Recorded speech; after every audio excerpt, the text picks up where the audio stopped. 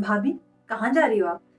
वो दीदी, मैं ना झाड़ू लगाने जा रही हूँ। भाभी, आप एक काम करो, आप आराम करो, झाड़ू ना मैं लगा दूंगी, आप जाओ और आराम करो। नहीं दीदी, मेरे होते हुए आप झाड़ू लगाओगे? नहीं, आप कुछ दिनों के लिए मायके आई हो आराम करने। मैं झाड़ू लगा दूंगी, आप रहने दो। हाँ। अरे भाभी, दुर्गा बेटा, ये तुम क्या कह रही हो बेटा? तुम झाड़ू लगाओगी अपनी भाभी के होते हुए? तुम झाड़ू नहीं लगाओगी, तुम्हारी भाभी लगा लेगी।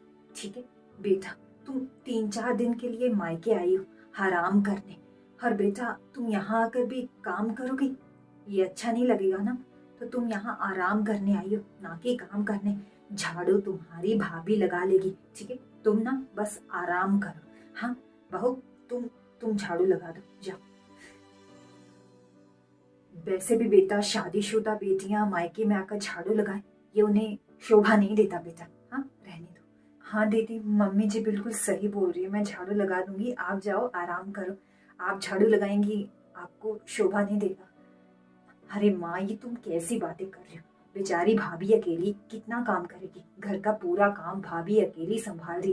वैसे भी माँ, आपको तो पता है, अब सब बच्चे एक साथ इकट्ठा हो गए, तो भाभी के ऊपर खाने पीने का काम कैसे बढ़ गए, तो वो अकेली घर के काम कैसे करेगी माँ? अरे माँ, तुम्हें तो पता है, बच्चे थोड़ी थोड़ी देर में कुछ खाते पीते रहते हैं और गंदगी मचाते रहते हैं।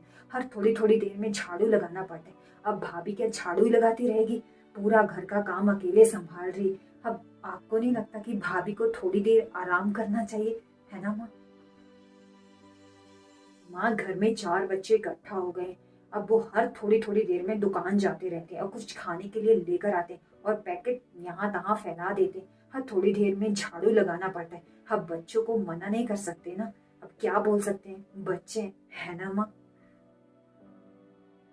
माँ, आपसे भी घर के काम नहीं होते। आपके घुटनों में, कमर में कितना दर्द रहता है, जिससे घर के सारे काम भाभी को अकेले करने पड़ते हैं। है ना माँ? अच्छा नहीं लगता। अब हम सब घर में इकट्ठे हैं, हम हाथ पर हाथ धरे बैठे रहे और भाभी को फुर्सत ना मिले और वो आराम भी ना कर पाए, अच्छा नहीं लगता माँ।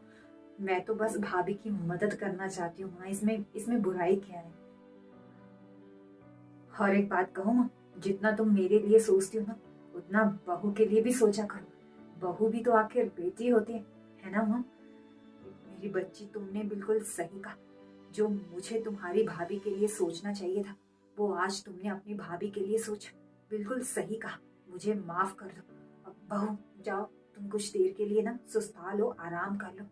घर के जो काम है ना, वो मेरी बेटी कर देगी। बहू, तुम जाओ, कुछ देर आराम करो। हाँ, ठीक है मम्मी जी।